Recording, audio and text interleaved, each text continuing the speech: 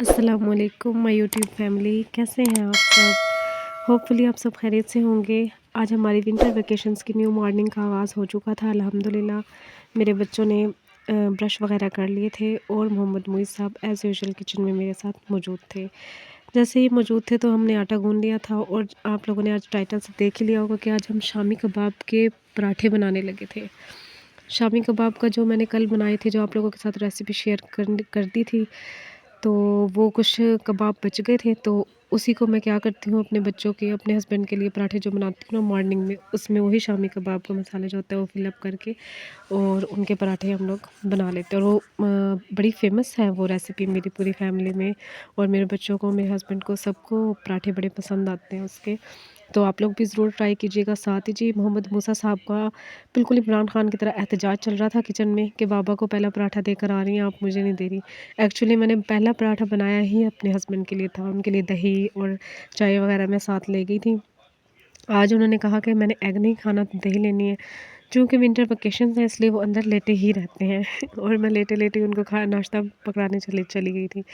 वापस आई तो जी फिर बच्चों को नाश्ता वगैरह करा के मैं फ्री हुई थी, के साथ ही बच्चे ने जो गंद किया हुआ था मैंने कहा साथ में से समेट लूँ, सफाई वगैरह कर लूँ। सफाई कर रही थी मैं, सफाई करते-करते मोहम्मद मुईज़ साहब की बॉल कभी इधर जा रही थी, कभी उधर जा रही थी, और उमर साहब मुझे आवाज़ें दे रहे थे कि जी इसकी बॉल उठा कर दो। ये जी मेरी रूटीन फुल डे की, मैंने कहा कि चलो आज आप लोगों के साथ फुल डे की रूटीन अपनी मैं शेयर कर लेती हूँ।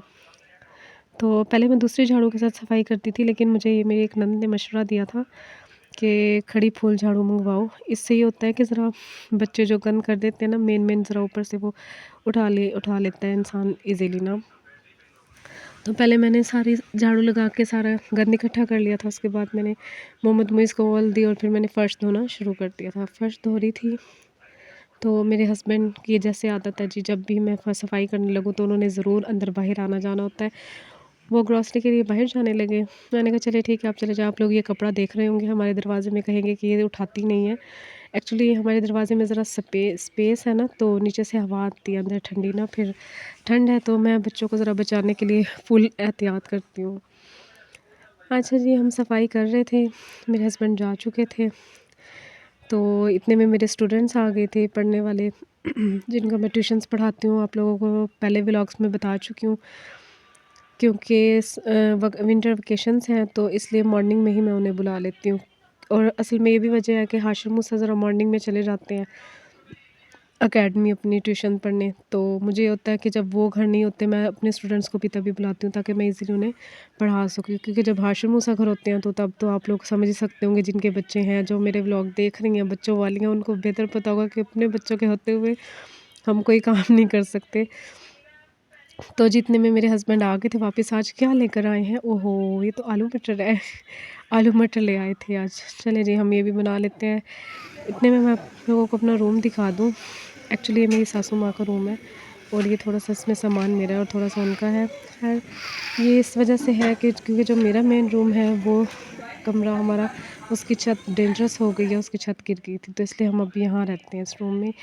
अब हम ये आलू सब्ज़ी बना रही थी, मैं आलू वगैरह कटिंग कर रही थी, तो इतने में मेरी जो नंद आई हुई है, उमर की कज़न, आप लोगों को पहले भी बताया, वो आ गई थी मेरे रूम में। साथ में उनका बच्चा भी बैठ लेके, वो मेरे साथ बहुत ज़्यादा अटैच है। शायद ये भी वजह होती है कि आप अटैच बच्चा उसी से होता है जो प्यार करता है। मैं प्यार भी करती हूँ, तो इसलिए बच्चा भी और साथ उसकी माँ भी मेरे साथ ज़्यादा ही अटैच है। तो मैंने यहाँ पर मसाला वगैरह रेडी कर लिया था आलू और मटर बनाने के लिए। सालन हम बनाते हैं, उसका ज़रा शोरबे वाला होता है, बच्चे भी खा लेते हैं और उमर भी। तो ये कुकर बंद करके मैंने चूल्हे पे चढ़ा दिया था सारे स्पाइसेस और मसाले डाल के। तो जैसे ही ज़रा वो फ्राई हुआ तो उसमें हमने आलू और मटर डाल दिए थे। एक्चुअली आप लोग कह रहे होंगे कि ये बबलिंग कर रही है आज बहुत ज़्यादा बोलते हुए। मेरी आज तबीयत नहीं ठीक थी, लेकिन फिर भी मैंने सोचा कि मैं व्लॉग तो ज़रूर ही अपलोड करूँगी इंशाल्लाह ताला।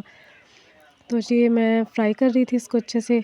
अच्छा, मेरी अम्मी कहती हैं कि जितनी ज़्यादा अच्छी भुनाई करो ना, उतना ही ज़्यादा अच्छा सालन हो, चावल हो, कुछ भी हो, जितनी ज़्यादा अच्छी भुनाई करो उतना अच्छा बनता है।